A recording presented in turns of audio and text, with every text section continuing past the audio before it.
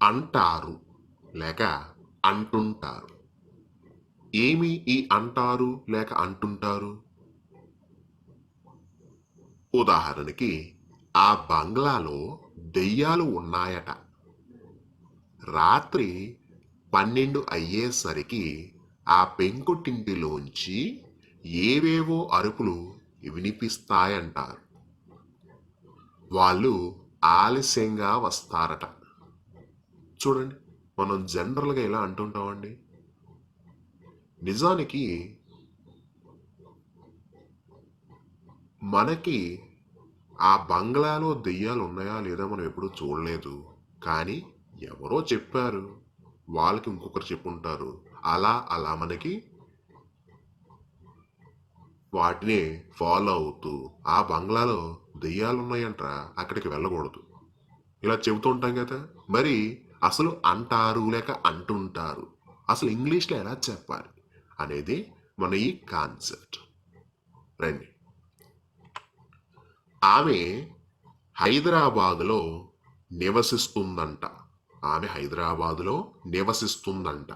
ఇంగ్లీష్లో వచ్చేసరికి it is said that she lives in Hyderabad. It is said that she lives in Hyderabad. ఆమె హైదరాబాద్లో నివసిస్తుందంట. నాకు ఎవరో చెప్పారు.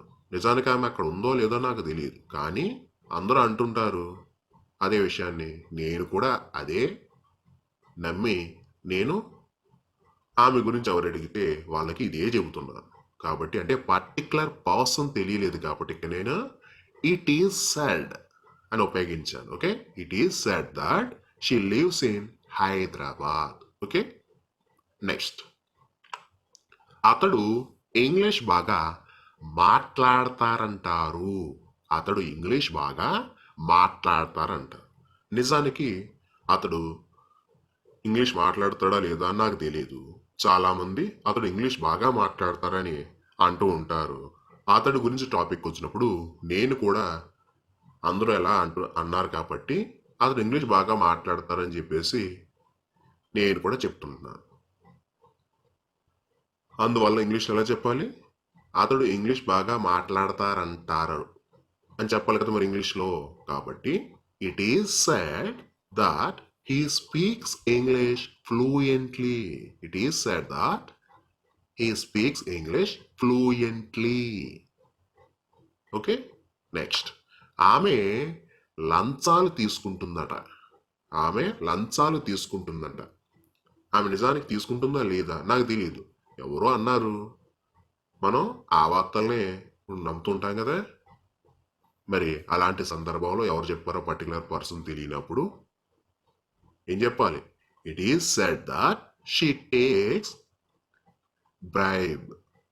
It is said that she takes bribe. Next. ఆమె డబ్బుని నీళ్ళలాగా ఖర్చు పెడుతుందంటారు. ఆమె డబ్బుని నీళ్ళలాగా ఖర్చు పెడుతుందంటారు. అంటే ఎక్కువగా డబ్బులు ఖర్చు పెడుతుందంటారు.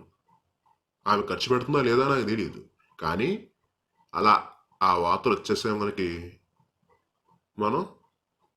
మనకు తెలిసింది మరి ఎదురోడికి చెప్పాలి కదా. అప్పుడు ఏమంటాం? అంటుంటారు, వింటుంటారు, ఇలాంటివి మాట్లాడుతూ ఉంటాం. చూడండి ఇంగ్లీష్లో. It is said that she spends money profusely. It is said that she spends money profusely. Next. ఈ మిషన్ బాగా పనిచేస్తుందట. ఈ మిషన్ బాగా పనిచేస్తుందంట. ఆ మిషన్ గురించి నాకు తెలియదు. నేను ఒక మిషన్ కొందామని వెళ్ళానండి. ఆ మిషన్ గురించి నాకు తెలియదు. చాలామంది మా ఫ్రెండ్స్ అయితే ఏంటి, వేరే వాళ్ళు అయితే చాలామంది చెప్పారు. వాళ్ళకి నిజానికి తెలుసో లేదో నాకు తెలియదు. మనం జనరల్గా అడుగుతుంటాం కదా, ఏదైనా కొనే ముందు అందరినీ. అలా అడిగినప్పుడు వాళ్ళకి తెలిసినా తెలియకపోయినా నాకు మా ఫ్రెండ్స్ చెప్పారా చాలా బాగుంది, వాళ్ళకి ఎవరో చెప్పారట అని చెప్తూ ఉంటారు. అవునా? అది మనం ఒకసారి తీసుకోవచ్చు, లేదా మనం డౌట్ పడి మళ్ళీ వేరే వాళ్ళని కూడా అడుగుతూ ఉంటాం. అవునా? అలాంటి సందర్భం పర్టికులర్గా తెలియనప్పుడు ఇంగ్లీష్లో ఏం చెప్పాలి? It is said that this machine works well. It is said that this machine works well. Next, వాళ్ళు ఆలస్యంగా వస్తారట. ఇంగ్లీష్లో చూడండి. It is said that they come late. It is said that they come late. Okay,